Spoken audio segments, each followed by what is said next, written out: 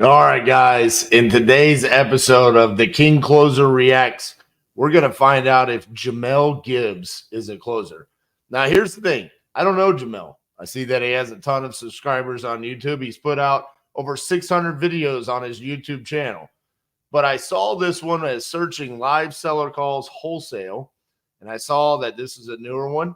Watch the short intro. So basically, here's the story. He has a student that cold called the list, generated this lead, and then he is going to call the seller and negotiate the deal. Now it says we got a $35,000 assignment fee. So I'm assuming he closes the deal on this call. Outside of that, I don't know anything else. I watched the first 2 minutes until the phone starts ringing. I don't know the end result. I don't know anything else. We're about to find out if Jamel is a closer. Let's do this.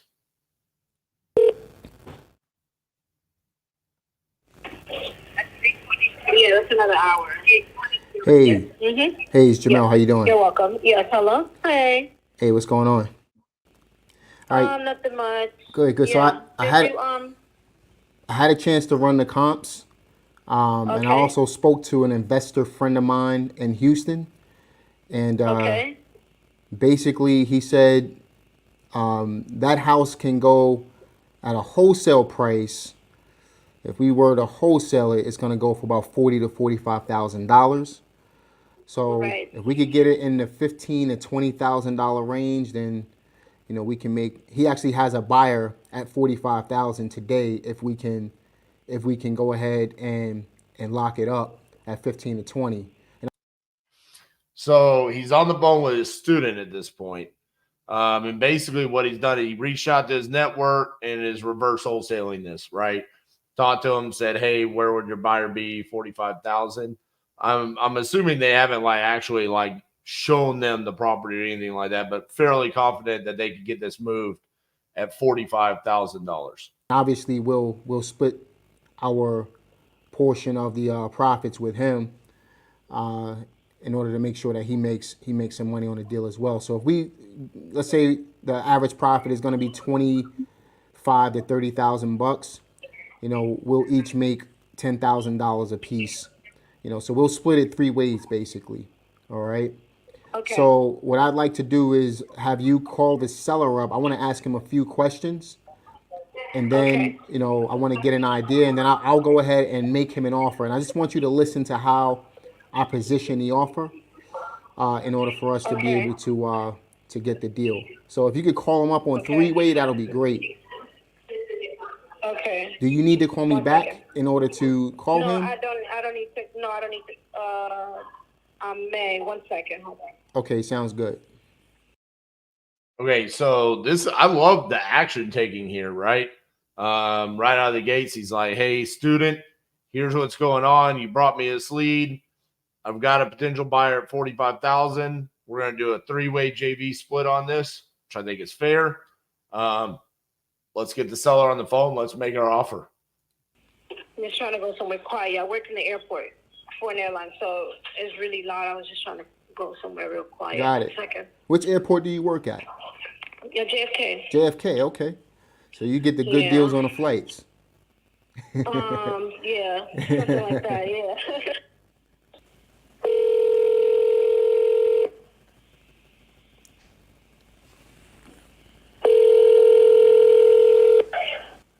Hello. Hi, Yes, sir. hi. This is Jamel Gibbs. I'm on the line with and we're actually business partners, and I wanted to give you a call about the house in Houston. Yeah. So I was doing some research on the property, and just wanted to see if you could tell me a little bit about it, just so I can get an idea of where you are with the property at the moment. I'm trying to get rid of it. Okay. Hey, that's fair enough. Yeah. I appreciate that.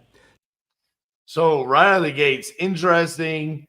I liked it. It was a little bit open-ended, but it was more steered towards tell me about the property, right? And this is the funny thing about those open-ended questions, right? Tell me where you are with that. That's kind of how Jamel kind of said it. And then you hear the seller like, I just want to get rid of it. Like my pain, my motivation. This is why I love asking that open-ended question. Tell me a little bit about what you got going on. I think if maybe we had asked it a little bit more open instead of, it felt like Jamel wanted to know more about the property itself. We probably could have gotten a lot of information right out of the gates from the seller. Maybe you already had that because this is a previous cold call lead. So what are we dealing with? Is it a 3-bedroom, a 2-bedroom property? It's 2-bedroom. 2-bedroom, 1 bath, I'm assuming? Yeah. Okay, it's perfect. Old frame house. Perfect. So again, when you're asking questions, I always want to understand what is the purpose behind the question. So right now, maybe these are questions that the dispo partner had for Jamel to get from the seller, but maybe not. And then my question to Jamel would be, well, why do you even care if it's 2-bed, 1 bath, or 3-bed, 2-bath? Unless your JV partner said, hey, I need to know this because if it's a 3-bed, 2-bath, then it'll go for 45. If it's a 2-bed, 1 bath, we can only get 35. Then that would make sense why he's asking it. Otherwise, he already knows he can dispo it for 45. So why are we asking these questions? Let's ask him the questions that are important, right? About the pain, the motivation, really hammering it home so we can get it at the number that we need to get it at. Perfect. And just judging by, I'm actually pulling up some pictures right now. It seems as if you owned it for a little while, huh? It needs some work. Yeah. It So needs some work. okay, that's what we specialize in properties that need work. So I wanted to ask you, did you have an asking price in mind for this particular property? Love how he went right there. Again, pretty close to the closer's formula, right? If we had said, tell me a little bit about what you got going on and then ask the asking price, I would have liked that better than ask that random question about the bed and bath count. But I like the fact that we're pretty early on in the conversation and he's getting a number out of the seller. Let's see if he asked early enough, because there's a chance that he allowed that seller to get comfortable where the seller is going to come back and say, what's your offer? Make me an offer. I'm negotiable. I want to hear what you would be willing to pay. Something along those lines.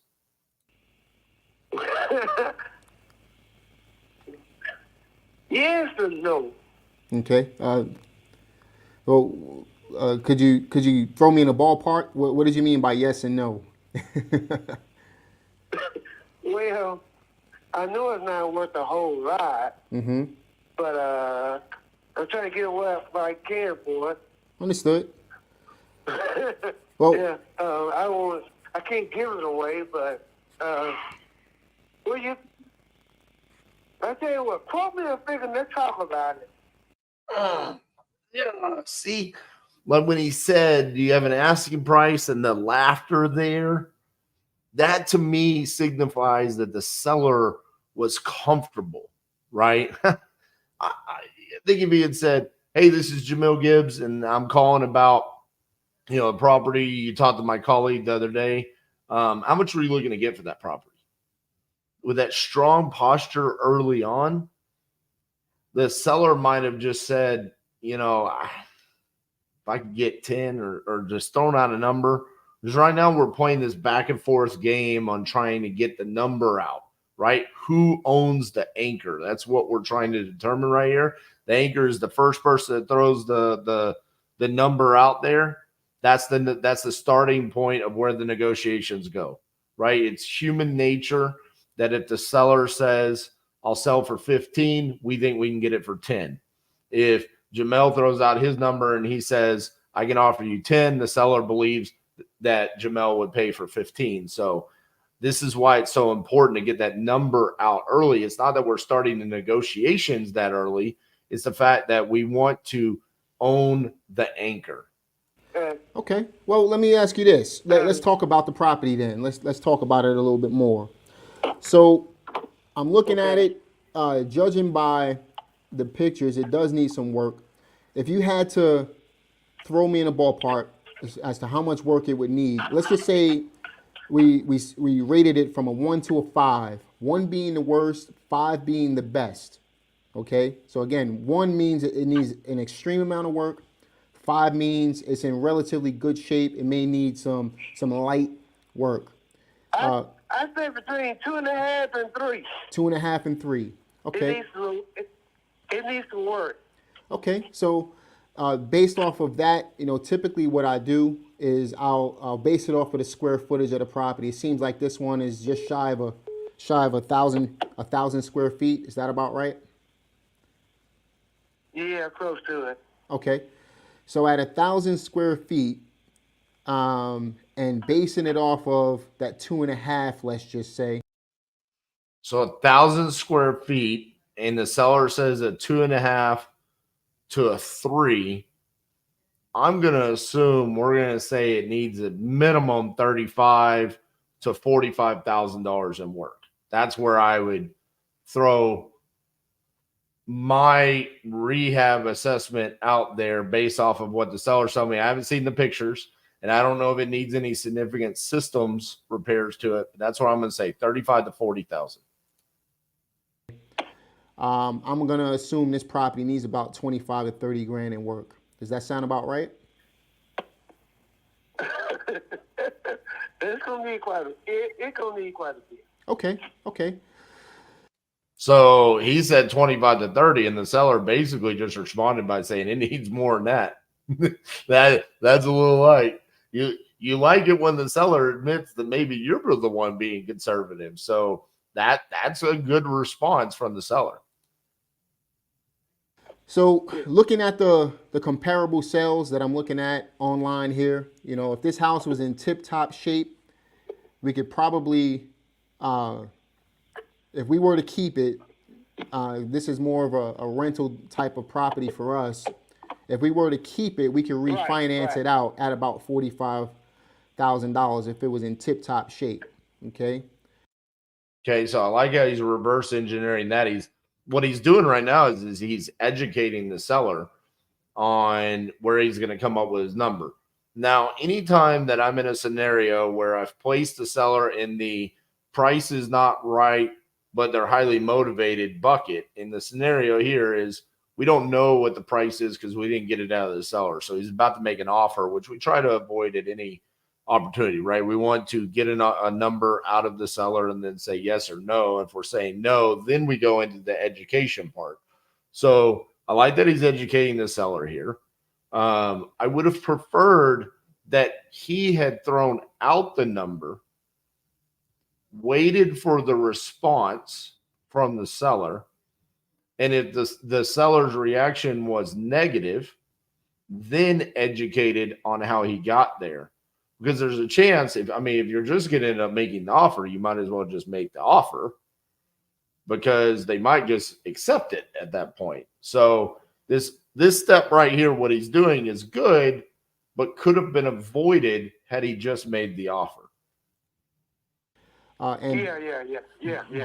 Based off of those numbers there, and I'm just going to pull up a calculator online real fast. Based off of those numbers and based off of what you told me it needs in repairs, I can offer you somewhere in the neighborhood of, one second. Okay, so I like that where he's saying, hey, I would have edited out. I'm pulling up a calculator on the internet. I would have just said, hey, I'm running my numbers real quick. And then I like the pause. I like making the seller anxiously await hearing your number. Also, it's kind of showing that this is an important decision on your part, right? You're not just loosely throwing out an offer, right? You're kind of really calculating where you can be. Just give me a ballpark. Let's give you a ballpark. I'm ready to send you the paperwork today if you're ready. Ooh, like that. I know you want to get rid of it. Based off of that, would you be willing to take somewhere around 10 grand for it?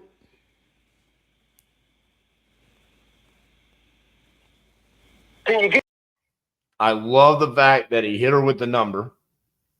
Would you be willing to take 10 grand and then set in silence and really let that resonate? We'll see what the seller responds with. Give me 12.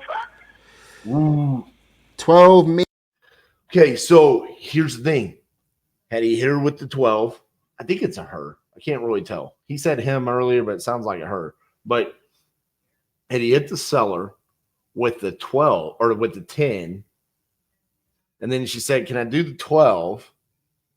Now he could have educated her on why he was going to be at the 10. So now essentially he's repeating what he's going to need to repeat what he just did about the, hey, I can refi at 45 and all of that. The education that he did was really good. This is why I flop the order in which he spoke to her in. Maybe a little tight. I mean, if you can do 11, I can make it happen for you, and we can send you the paperwork today. I tell you what. Here's the situation. Okay. Okay, that house belonged to my brother. His wife died about 3 years ago. I had to put him in a nursing home. Okay. So I'm his power of attorney. Okay. So right now I'm liquidating this stuff. He got another house down there. I'm gonna sell it too later on, but Okay. I gotta clean it up a little bit. Well, I'll tell you what. If you're willing, with the rent house first. if you're willing to sell us both houses at the same time, I can make you an offer. I'm not ready to sell the other one yet because I got a lot. I'm still getting furniture out of it. I gotta clean it up some. So maybe in about 2 months, but not right now. Okay. Well, let's work on this one first, but, and then you have a buyer for the other one. Is that all right? Yeah. I'll tell you what we'll do is we'll get the paperwork started for you. And once we get the paperwork started, we'll send it over to you via DocuSign. That way you can take a look at it. We can go over it together. And then once we go over it, we can solidify the deal on that phone call. Is that okay? Okay. Call me back in 1 hour. I'll call you back in 1 hour. And call me back and we'll try to work something out. That sounds good. And I'm looking forward to making this happen. We could close on it as quickly as possible. I just want to make sure that you're serious in regards to selling.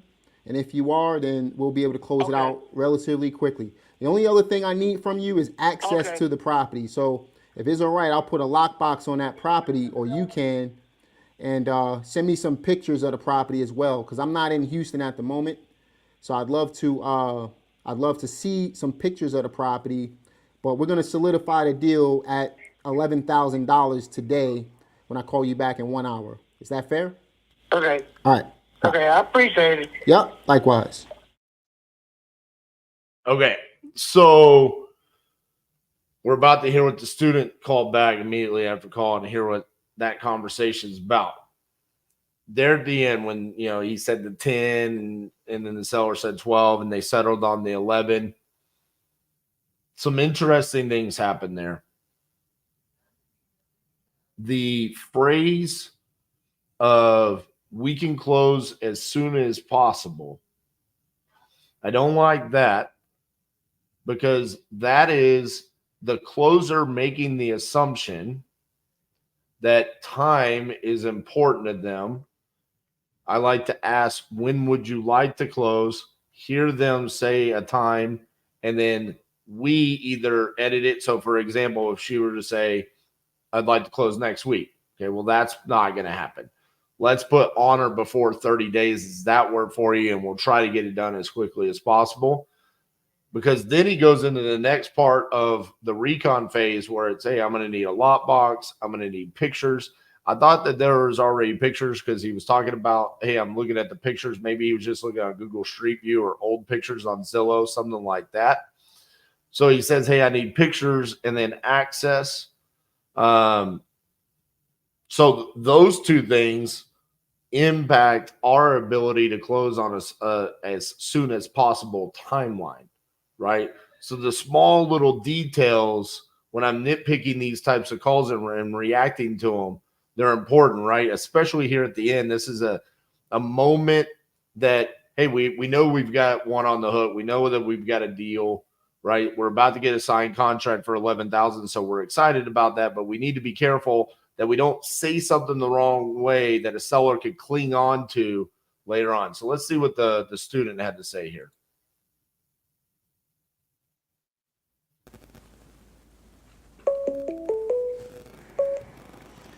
Hey, this is Jamel. Hi. Hey, so you can see I actually lowered the price from where we initially started. I wanted it at 15 to 20, but I decided to lowball him based off of what he was telling me the house needed. He kept saying the house needs a lot of work. The house needs a lot of work. So all I did. So it is a he. I apologize, Mr. Seller, for saying that you were female multiple times in this video. I apologize about that. I don't like the phrase lowball. I don't ever like to say that.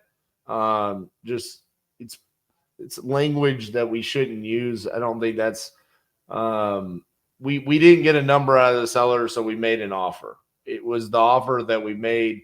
Lowballing is that's also the term anchor pricing. Like, hey, I anchored them at 10 and I was willing to go to 15. I don't like those. That's where it's like we're playing a game, and I don't ever want us to feel like we're playing games. I wanted to offer him $7,000, but I didn't want to go too low and then put a bad taste in his mouth. So what I ended up doing was just going to 10, and you can see he came back at $12,000, and I made it seem as if $12,000, even though we wanted to pay 15, I made it seem as if $12,000 was a lot for it. So then I offered him $11,000, and as you can see, he wants us to call him back to solidify the deal. So we're going to put all the paperwork together right now. We're going to get this contract signed today. And then once we get the agreement solidified, I'm going to go ahead and send it over to the other wholesaler who's in Houston so that he could get the thing sold. Because now we just created a potential $35,000 in profit. So that's a pretty good deal right there. All right, so let me get this paperwork together, and let's talk again in 1 hour. So the wholesaler in Houston will go there or no? Yeah, he's going to take care of the entire sales process for us. This is how you do virtual wholesaling. Okay, you partner with other people. So what we're going to do. I mean, it's how you JV deals. It's not, obviously, we don't JV every deal that we do in virtual markets. There's many different ways. So I wouldn't say this is how you virtual wholesale. This is how you joint venture a virtual wholesale deal. Is we're gonna go ahead and call him back in 1 hour. And once we call him back, we'll get everything solidified. Then I'll send it out to the virtual wholesale. How did you find a buyer? You already have someone that you're working with? Well, I have another student that's in Houston who does a lot of deals. So all I did was contact him and make it happen. So he was the one who told me if I get it, he could sell it for about $40,000 to $45,000. So we're gonna work on that within the next hour. Then once we do that, I'll get it sold for us. Okay.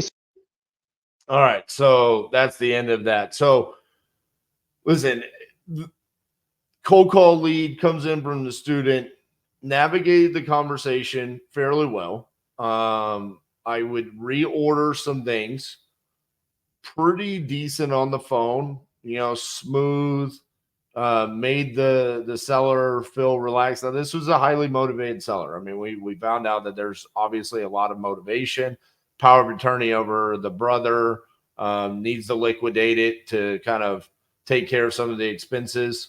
So highly motivated. I don't like the fact that we didn't get a number, right? Because the two most important things when we're closing is price and motivation. We found out the motivation. We didn't get a number out of him, but he did make an offer of $10,000. Eventually, he got it closed at $11,000. We don't have the actual closing. We just have this call here. I'm assuming based off of him posting it that the deal will get closed. The seller sounded like was going to sign the contract. I don't have any reason to believe that the contract wasn't signed. So, and I don't have any reason to believe that there's not an actual JV partner that's going to go sell it for $45,000. So if that's the case, this is a $34,000 assignment fee. It's a really good deal. That's a really low price point for Houston, Texas, as well. I've done quite a few deals in Houston, Texas. I don't think I've ever done one at that point. So at that price point. So that's a really good deal for Houston, Texas. Overall, my assessment of Jamel, really good closer. I would change some things.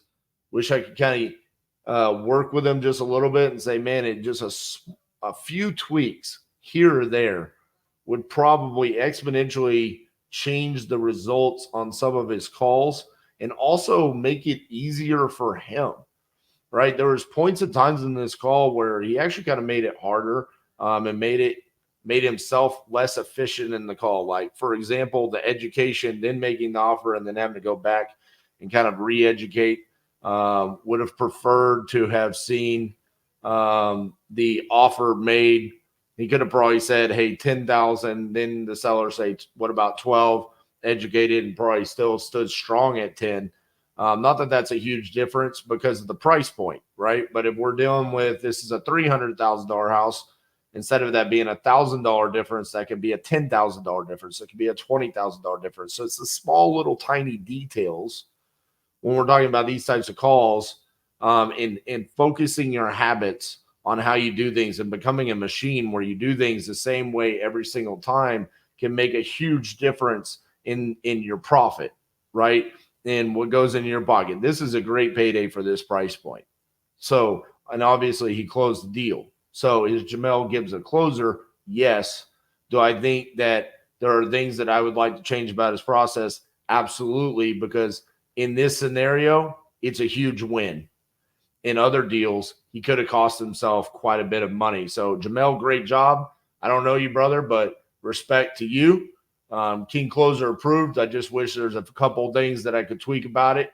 But that's okay, man. You're doing a great job, and great job supporting your students. You impacted 2 students' lives on this call with this one deal. So great job, man. Keep it up. And we'll see you guys on the next King Closer Reacts.